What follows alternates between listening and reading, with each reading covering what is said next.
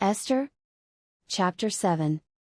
So the king and Haman came to banquet with Esther the queen. And the king said again unto Esther on the second day at the banquet of wine, What is thy petition, Queen Esther? And it shall be granted thee, and what is thy request? And it shall be performed, even to the half of the kingdom. Then Esther the queen answered and said, If I have found favor in thy sight, O king, and if it please the king, let my life be given me at my petition, and my people at my request.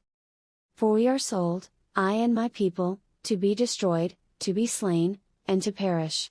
But if we had been sold for bondmen and bondwomen, I had held my tongue, although the enemy could not countervail the king's damage.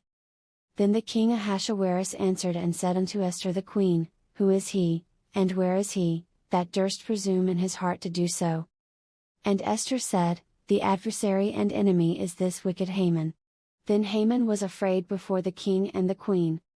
And the king arising from the banquet of wine in his wrath went into the palace garden, and Haman stood up to make request for his life to Esther the queen, for he saw that there was evil determined against him by the king. Then the king returned out of the palace garden into the place of the banquet of wine, and Haman was fallen upon the bed whereon Esther was. Then said the king, Will he force the queen also before me in the house? As the word went out of king's mouth, they covered Haman's face.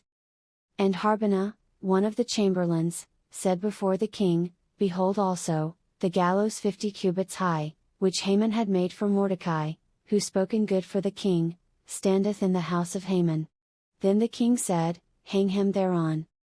So they hanged Haman on the gallows that he had prepared for Mordecai. Then was the king's wrath pacified,